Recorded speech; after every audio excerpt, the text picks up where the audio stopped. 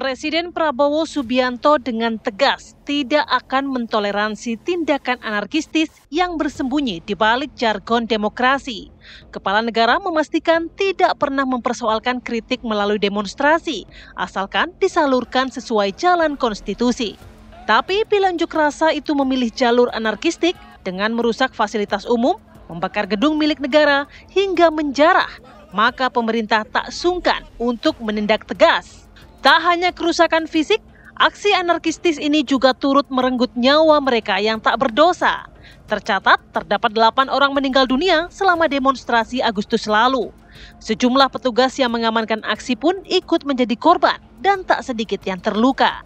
Lantas sikap tegas seperti apa yang akan diambil agar aksi anarkistik penebar ketakutan tak lagi terjadi?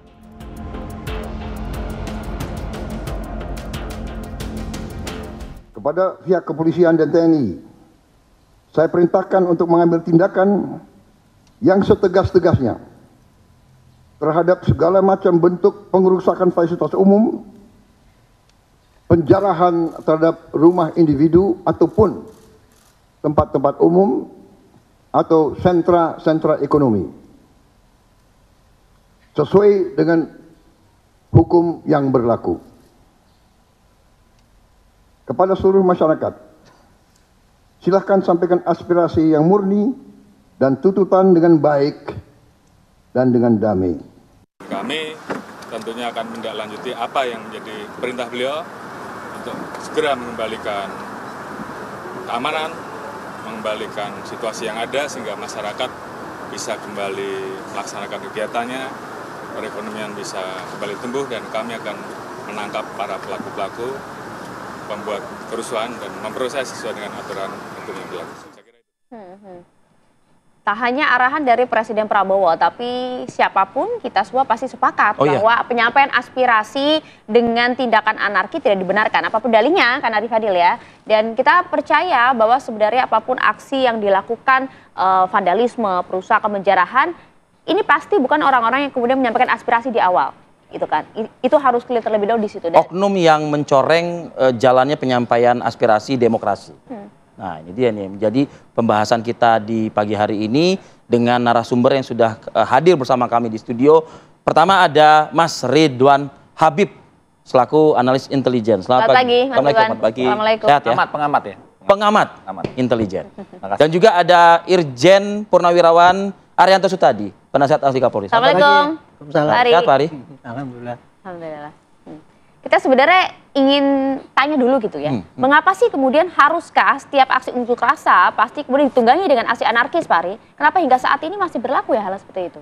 Ya memang itu sejak saya lihat saya jadi polisi ya, dan kemudian sejak masalah unjuk rasa itu menjadi problem yang paling banyak terjadi di Indonesia ini ya, terutama setelah reformasi ya itu ya. Itu kan kebebasan penyampaian pendapat. Itu pola polisi untuk menangani itu sudah berubah total tuh. Ada undang-undang apa itu penyampaian pendapat di muka umum itu pola penanganan polisi itu beda sudah. Seperti kalau dulu kan kita menangani unras itu kan eksesif gitu ya. Mengamankan, tapi mengamankan orang-orang yang menyimpang gitu.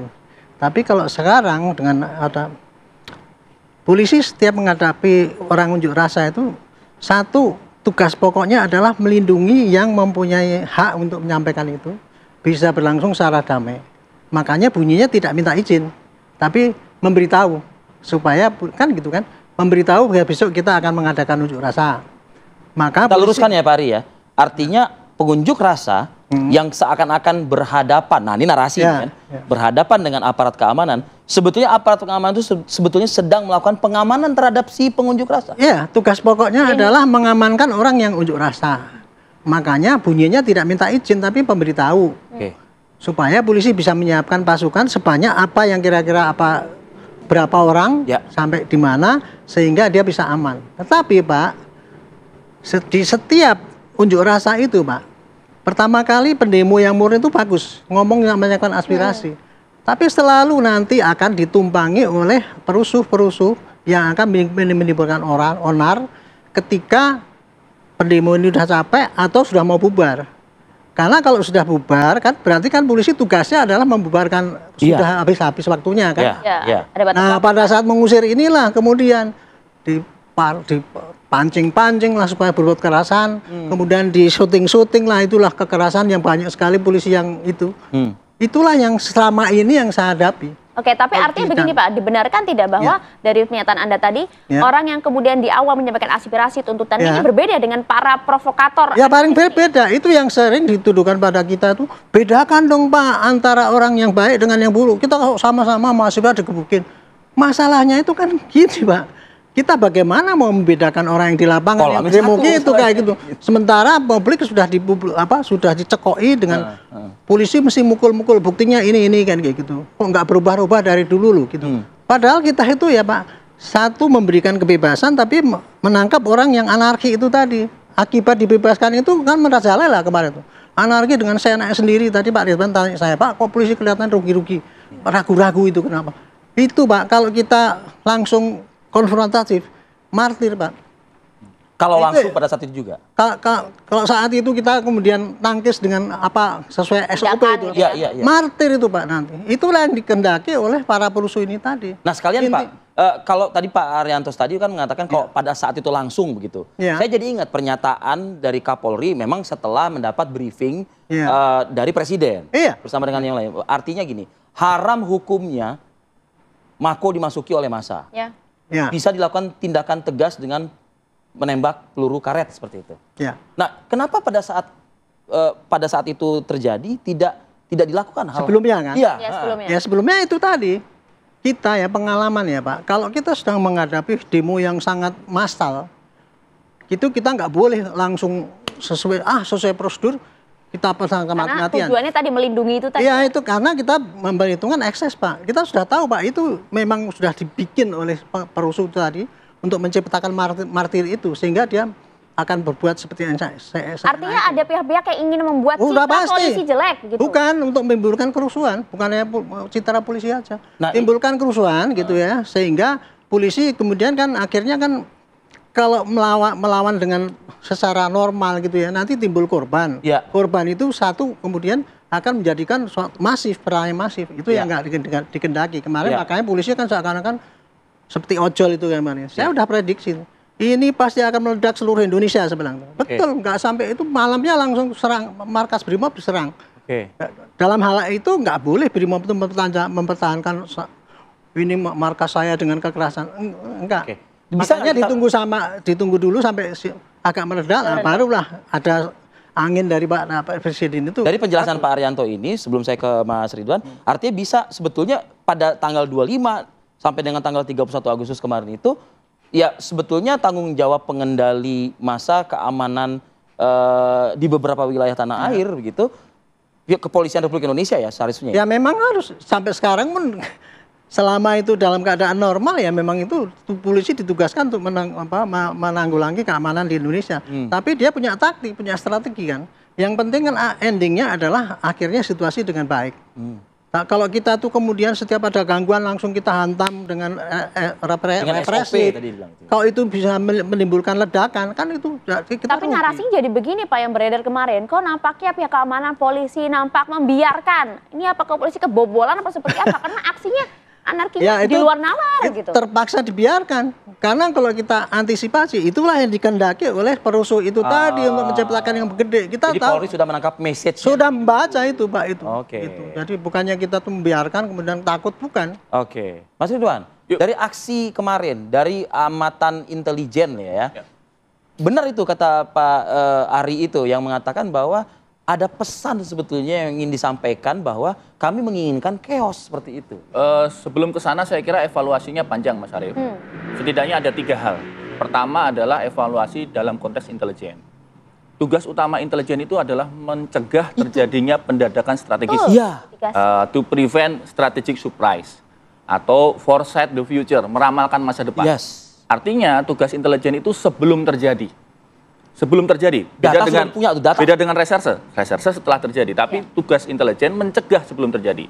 Nah, pertama evaluasi intelijen besar-besaran nih, tidak hanya di BIN, tidak hanya di Baintelkam Polri, tidak hanya di BAIS, di semua institusi yang punya lembaga intelijen. Kenapa situasi ini tidak diprediksi sebelumnya. Itu dia. Gitu ya. Apakah itu sebelum tanggal 25 Agustus maupun setelah 25 Agustus. Karena demo 25 Agustus itu ada jeda, tanggal 26 tidak ada demo, tanggal 27 tidak ada demo, baru tanggal 28 ada demo teman-teman buruh, dan disitulah ada beberapa yang dianggap kemudian provokator, lalu terjadilah Avan. Jadi pertama evaluasinya adalah evaluasi intelijen. Satu. Yang kedua tadi saya sependapat dengan Pak Arianto tadi, bahwa dalam konteks pengamanan massa di lapangan, ini harus ada perbaikan metode penanggulangan massa. Bagaimana kita menghadapi massa yang chaos, bagaimana menghadapi riot, itu harus kemudian dihitung benar dan dievaluasi yang salah. Misalnya, ketika situasi belum riot, perlukah rantis BRIMOB diturunkan? Nah itu ya, ini misalnya ya. Ketika belum chaos, perlukah rantisnya ada? Ataukah cukup misalnya dengan ibu-ibu polwan? Cukup dengan sabara. Ini sebelum chaos ya. Sebelum chaos. Bagaimana misalnya susunan tactical floor game-nya? Misalnya depan polwan, tengah sabara tanpa tongkat, belakangnya dalmas dengan tongkat, belakangnya dengan ini, baru BRIMOB paling belakang. Gitu kan? Nah ini saya kira juga harus jadi evaluasi ke depan. Bukankah terbiasa kan kalau kita selalu bicara tactical floor game itu ketika misalnya mau ada momentum libur panjang dan sebagainya. Betul. Artinya kan ini kan menjadi SOP dong untuk ya makanya ini inline dengan yang pertama tadi. Apakah ada feeding intelijen before ya? Pertanyaannya, apakah Bapak Kapolri, apakah Bapak Kepala BIN pada tanggal 25 Agustus mendapat feeding bahwa akan ada demonstrasi yang berujung kemungkinan rusuh? Nah ini kan pertanyaan nih, komunitas intelijen harus menjawab ini. Tentu saja tidak di TV One, di internal mereka. Itu dia. Mas Ridwan tapi begini. Nah yang terakhir masih ada nih, Maria, kan 3. 1 intelijen, 2 tactical floor game, 3 adalah metode komunikasi. Komunikasi di media sosial pemerintah ini keteteran.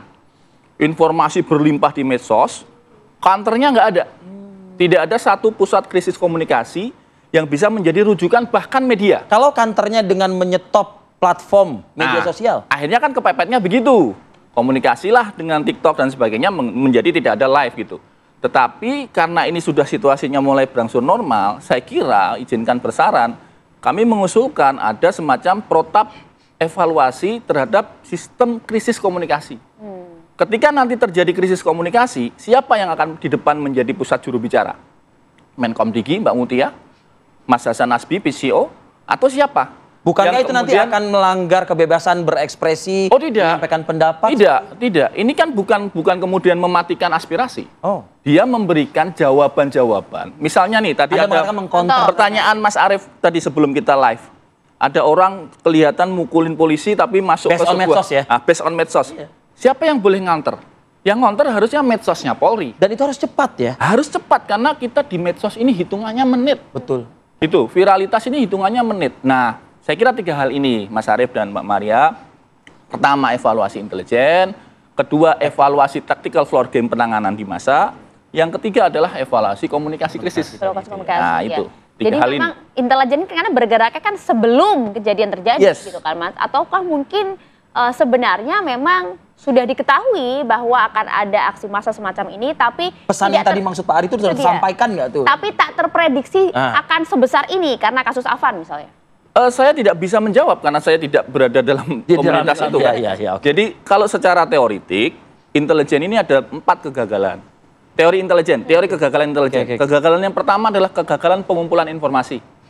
Jadi agen di lapangan nggak dapat info valid. Ini kegagalan 1. Kegagalan 2, sudah dapat info tapi kegagalan analisa. Jadi infonya masuk ke analisnya gagal menganalisa. Kegagalan nomor 3 adalah kegagalan di user. Infonya sudah benar, analisnya sudah benar, disampaikan ke pimpinan, mohon maaf, sama pimpinan dianggap nggak relevan, masuk ke laci. Nah ini kegagalan 3 nih. Abaikan saja.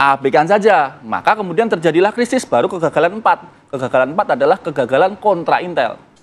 Kemarin itu menurut saya 4-4-nya terjadi. Kegagalan 1 terjadi, kegagalan 2 terjadi, kegagalan 3 terjadi, kegagalan 4 terjadi. Sefatal itu Pak Ari? Ya itu pandangan intelijen. Pengamat intelijen. Saya tidak bisa menyanggah bukan menyanggah. Tetapi saya hanya ingin menerangkan apa yang terjadi dan berdasarkan pengalaman saya. menurut saya ini pengamanan unras massal ini ya, yang terjadi sekarang ini paling dahsyat yang dihadapi polisi sejak polisi itu ada. Yang ini? Ya. Yang kemarin itu. Lebih besar daripada 212. tantangannya itu pada waktu dulu 212. Karena kalau dulu itu ya isu yang akan muncul itu ya, unras yang akan muncul itu dulu cuma single factor aja. Apa isunya kan cuma dulu ya pergantian pimpinan apa tidak percaya pada ini dan sebagainya. Cuma itu. Tahun ini saya hitung-hitung itu ada 8 paling tidak 8 isu. Iya. Isu politik, Mas Gibran, Jokowi ini isu politik gitu. Itu masih ada itu yang akan yang kedua kali isu ekonomi, kebijakan pemerintah yang pajak naik ini dan sebagainya.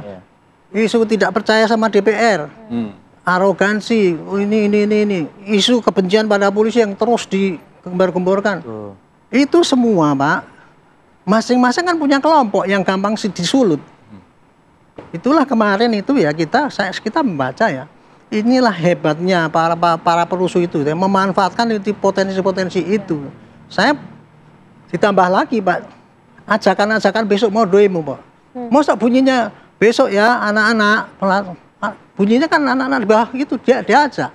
Besok kita ikut-ikut demo ya, bakar. Kemudian itu kalau ada intelijen masuk, bunuh dia, bawa pemolong di open, terang-terangan ya. Media kayak gitu. Iya. Nah, ini saya sayangnya ya. Yang kayak gitu tuh kemarin saya udah sampaikan pada teman-teman ini.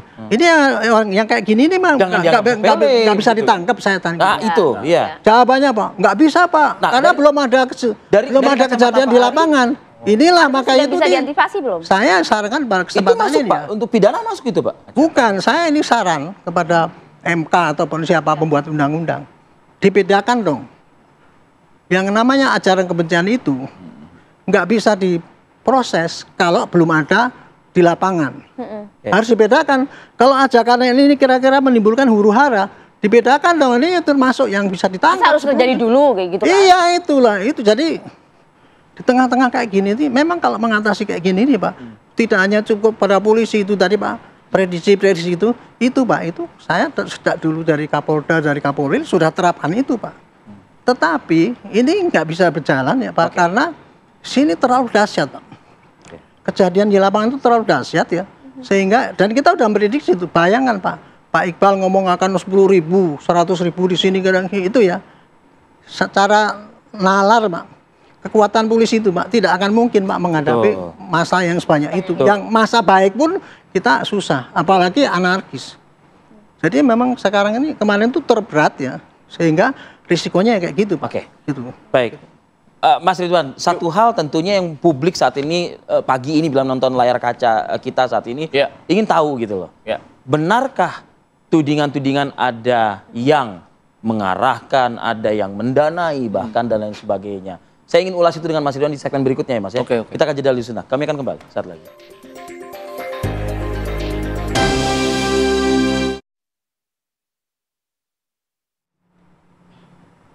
Kembali lagi di Apa Kabar Indonesia Pagi. Langsung Mas Ridwan dijawab pertanyaan saya tadi itu. Yang ditunggu oleh publik kan itu yang paling gampang pertanyaan mungkin disasar oleh publik kepada pemerintah untuk mengungkap ya kan siapa aktor intelektualnya. Ya ditambah lagi kan ada bumbu-bumbu dari sosok yang disebut profesor intelijen gitu ya kan. Asing bermain. Oh maksudnya Pak Hendro. Seperti itu. Anda bisa nggak membumikan kejadian ini? Kalau sudah terjadi sebenarnya pakarnya Pak Arianto. Betul. Karena itu nanti narasinya nanti saya ke Pak Arianto juga. Narasinya adalah narasi penyelidikan ya, narasi reserse. Jadi berangkat dari pelaku-pelaku yang sudah ditangkap Mas Arief. Ya. Nanti akan kelihatan ada CCTV penggeraan mereka, misalnya kalau ada CCTV, ada truk bawa massa masuk ke Pekalongan, diturunkan di jalan dan seterusnya. Itu penanganan penyidik. Itu bisa dipelajari oleh penyidik dan dari situ kita sungguh berharap nanti datanya diumumkan terbuka ke media. Sehingga kemudian bayang-bayang bahwa ini dikendalikan intelijen asing, ini dikendalikan kelompok-kelompok mafia, itu benar-benar terjawab. Ini penting supaya kemudian masa aksi di lapangan tidak ada stigma negatif terhadap intelijen. Terus terang aku sedih banget, karena ada satu ojol di Makassar, namanya almarhum Gondi. Dia ojol, kemudian karena provokasi orang, intel katanya, di masa dan meninggal dunia. Ini menyedihkan sekali karena bagaimanapun juga profesi intelijen itu profesi yang netral. Dia bukan kemudian profesi jahat gitu loh. Ini kan aku juga sebagai seorang pembelajar di S2 kajian intelijen. Stigma itu udah jahat. Nah, makanya ini harus diluruskan. Intelijen itu justru harus memastikan situasi negara itu makin baik, makin aman. Jangan kemudian ada stigma bahwa intel itu sama dengan jahat gitu. Dan apalagi kalau menuduh orang sembarangan gitu kan. Wah, itu yang pakai jaket ojol intel. Bayangin, meninggal dunia. Oke. Ini harus diakhiri, Mas Arief. Cara mengakhirinya gimana? Jangan sebut ada bayang-bayang gitu. Oh, ini digerakkan asing. Oh, ini digerakkan ya, tapi kan elemen terjadi, disampaikan. Dijawab dengan fakta. Nanti Polri bisa menjawab itu. Bareskrim bisa menjawab itu. Tapi adakah kemudian pihak-pihak kalau begitu? Pertanyaan publik nih. Ya. Oknum internal dari negara kita yang kemudian bisa menggerakkan kembali agenda sebesar ini. Kembali ke tadi, Maria. Berangkat dari mereka yang ditangkap. Ini sudah 3.000 orang. 3.155. Nah, 3.155. Kan mereka kemudian bisa diinterogasi. Kamu yang ngumpulin siapa sih? Ya. Kamu yang bawain botol siapa sih? Ya. Kamu yang bayarin siapa? Yang sewa truk siapa? Nanti di situ ujungnya umumkan. Sehingga kemudian tangkap dan umumkan. Sehingga kemudian motifnya bisa terbaca. Sehingga ketika nanti terjadi lagi, jangan amit-amit ya, jangan sampai. Tapi kalau nanti terjadi lagi begitu, itu kita sudah tidak lagi terdadak dengan pola-pola seperti ini. Sebetulnya hal ini bisa saja mungkin diredam sejak awal bila mana peran dari intelijen di segmen kembali ke tadi. Betul ya kan. Nah, artinya begini. Saya tadi bertanya ke Pak Arianto dan Pak Arianto membenarkan ya memang kami yang mengambil tanggung jawab menangani kejadian kemarin itu. Dalam hal ini adalah Kepolisian Republik Indonesia. Ya.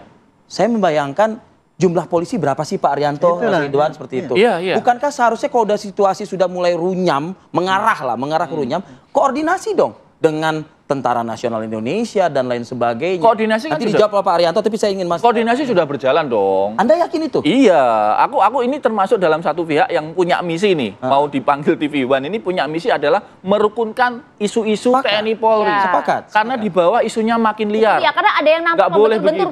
Nggak boleh. Kita harus meyakini bahwa TNI dan Polri itu solid. Contoh, Makobrimob dikepung massa. Yang datang di situ adalah marinir, kemudian teman-teman Kostrad, bahkan ada Asintel Kostrad, bahkan ada Pangkostrat. Untuk meredam massa, mengajak mereka untuk pulang. Jangan kemudian di-framing dengan akun anonim, akun macam-macam yang nggak jelas itu, seolah-olah tentara menggerakkan orang untuk mengepung Brimob. Bahaya. Narasi ini bahaya banget. Kenapa? Kalau tidak segera diklarifikasi oleh pimpinan Polri maupun pimpinan TNI, adik-adik di lapangan, adik-adik TNI dan Polri di lapangan, ini jiwa korsanya tinggi banget. Semangat korsanya tinggi banget. Mereka harus akur, mereka harus rukun. Potret Kuitang itu menurut Anda itu adalah potret bahwa adanya koordinasi antara Polri dengan TNI? Iya, pada saat kejadian itu menurut saya iya. Jelas, ya? Menurut saya iya, karena bagaimanapun juga tentara hadir di situ tuh berusaha meredam massa untuk segera memulangkan mereka sehingga jalanan bisa kembali normal. Karena mereka memahami bahwa Brimob dalam posisi tidak mungkin masuk ke dalam depan gitu. Karena massa sudah emosi kan. Nah ini kemudian ada nih akun-akun anonim Mas Arief. Yang kemudian memframing gitu loh. Memframing bahwa seolah-olah tentara yang menggerakkan orang. Kan ini nggak bener. Dibalik-balik gitu loh framingnya. Nah kembali ke tadi. Bikin kondusif, bikin runyam. Nah mungkin ini dalang framingnya nonton, hentikanlah. Jangan begitulah kalau mau bermain gitu kan. Ini membahayakan karena adik-adik ini punya senjata. TNI Polri ini punya. Udah gak sabar nih Pak bicara. Silakan Pak Arianto. Pak Arianto, betul demikian Pak Arianto. Seru nih Pak diskusi kita. Saya mengamini statementnya Pak Ridwan ya. Tapi saya bukannya diimbau jangan gitulah. Itulah yang dibikin oleh perusuh Pak. Dia menyebarkan medsos itu buzzernya itu dengan kayak gitu untuk ngomor-ngomori. Itu saya yakin itu yang dikerjakan. Makanya saya nggak bisa Polri kan punya kuasa untuk mengungkap ini. Ya, mengungkapnya gimana?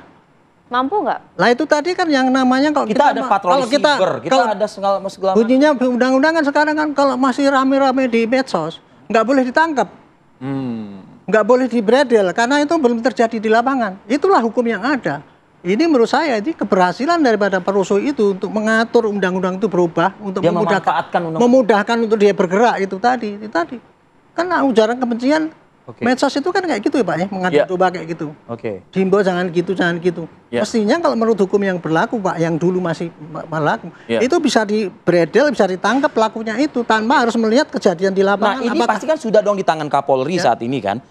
Sudah berapa hari loh Pak ini kita melalui tanggal 31. Ya. Artinya kan sudah dong mengerucut ke siapa.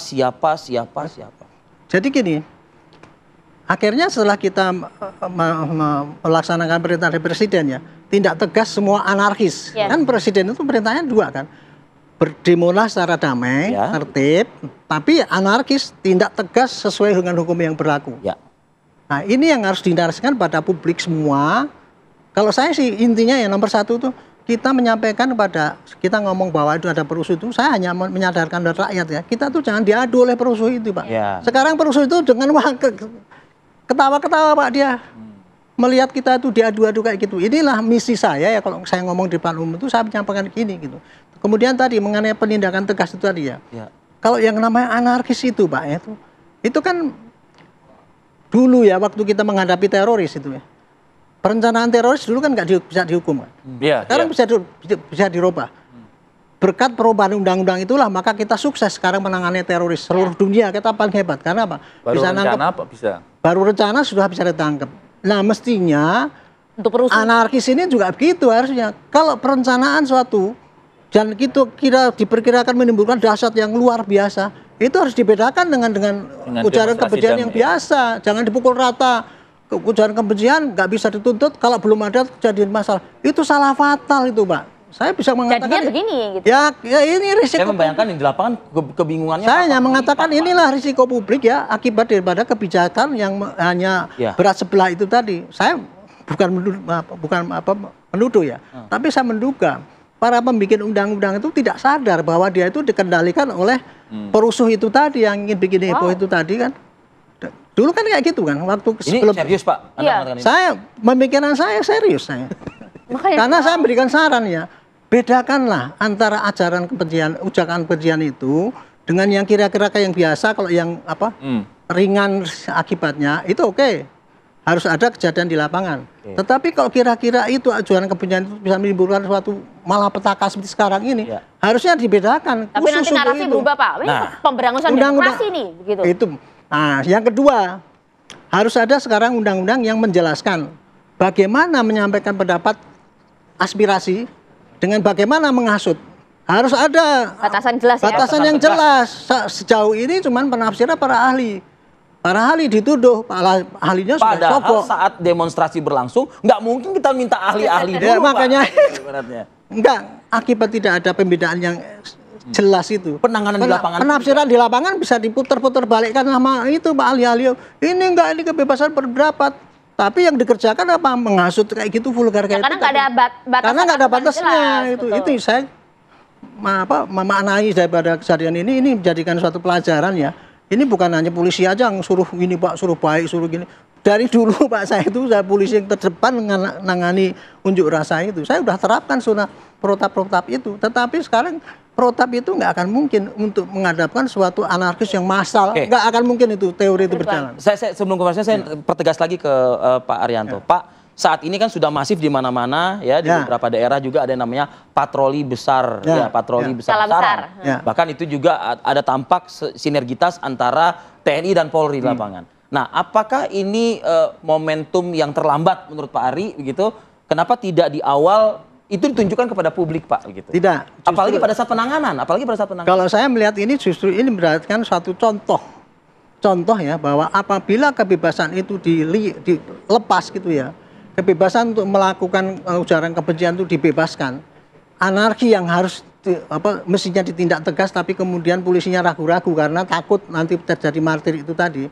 Itu ternyata akibatnya lebih fatal kan. Tapi kemarin begitu Pak Presiden tegaskan dari atas, artinya itu dari atas sudah mempunyai arah yang sama bahwa yang anarkis harus ditindak tegas, agak mendingan turun kan gitu. Nah, jadi ini bukan berarti suatu terlambat, bukan Pak. Polisi punya SOP sudah bukan kebobolan karena risiko yang dihadapkan itu terlalu besar Pak. Kalau waktu itu terus resiko yang dihadapkan terlalu besar tapi kalau dihadapi bersama kan mungkin lebih. Karena begini Pak, ketika kemarin terjadi rame-rame itu Pak, publik di lapangan itu masih a priori Pak. A priori bahwa polisi itu ekspresif. Ini kan yang ditebarkan oleh para perusuh itu kayak gitu. Nah, setelah Pak Prabowo memerintahkan anarkis tidak tegas. sebagian publik yang di lapangan yang bisa menerima Pak Prabowo itu berarti aparatnya memang harusnya menindak tegas yang anarkis itu. Oke. Berkuranglah itu Pak tensi itu dan kemudian maka patroli gabungan itu bisa dilakukan kan. Oke. Nah, kemudian kepada yang mengenai antara polisi dengan TNI, saya sampaikan ya Pak, pada kesempatan inilah si perusuh itu tadi pasti akan mengadu domba antara polisi dengan TNI. Terus menerus begitu. Udah pasti itu Pak. Entah secara sembunyi-sembunyi apa enggak gitu. Ini harus disadari ya bahwa polisi, anggota polisi yang di lapangan pun itu harus sadar bahwa kita itu pasti akan diadu domba gitu. Oke. Mas Ridwan, dengan pernyataan Presiden yang cukup tegas, cukup komprehensif juga poin-poinnya kita tahu bersama begitu. Ya. Ini juga sekaligus juga berbenah juga dong seharusnya ke dalam, harus dilihat juga jajaran-jajaran Presiden yang mungkin belum optimal atau belum performanya belum maksimal begitu. Maksud intelijen kita kan nggak mungkin nggak tahu kan? Tentu, kalau evaluasi tadi sudah saya sampaikan di depan ya, itu tadi evaluasi dari sisi pemerintah. Ya.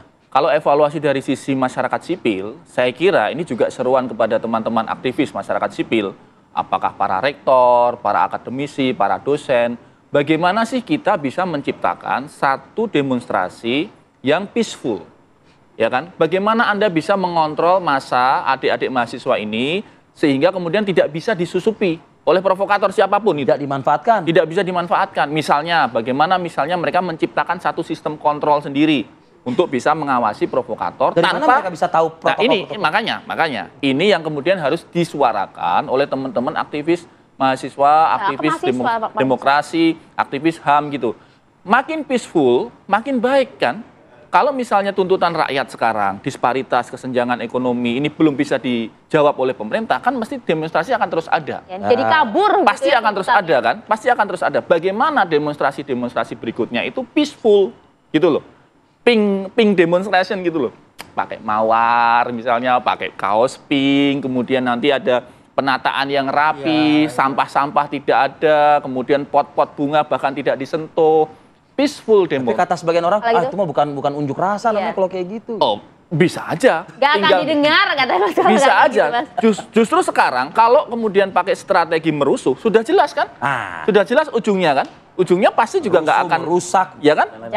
Kalau perusuhan pembakaran sudah jelas, masyarakat menjadi muak. Ya. Kalau teman-teman sekarang ke lapangan, bicara sama teman-teman ojol, teman-teman taksi. Mereka juga sebel dan mereka sudah sebel banget sekarang dengan demo. Kenapa? Karena kemudian narasinya adalah rusuh, bikin mata pencaharian mereka berkurang.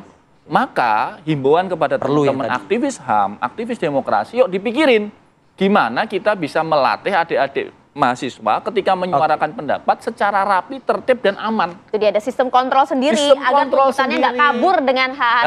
Teknisnya itu bisa panjang itu dan itu bisa kok, bisa kemudian dilakukan gitu. Oke. Evaluasi di awal yang disampaikan oleh Mas Ridwan dan juga Pak Arianto yang disampaikan, mudah-mudahan sih bisa segera dilakukan, diimplementasikan, diterapkan. Jangan sampai ya ada yang mungkin mengabaikan, menganggap sepele dan lain sebagainya. Terima kasih Mas Ridwan Habib atas waktu Pak Arianto. Terima kasih banyak waktu bersama kami di Apa Kabar Indonesia Pagi. Kami jeda pemirsa, namun saya jeda kami hadirkan ini ada informasi seorang pegawai Kementerian Luar Negeri di Lima, Peru dilaporkan meninggal dunia usai menjadi korban penembakan pada Senin malam waktu setempat. Saat lagi informasi untuk Anda.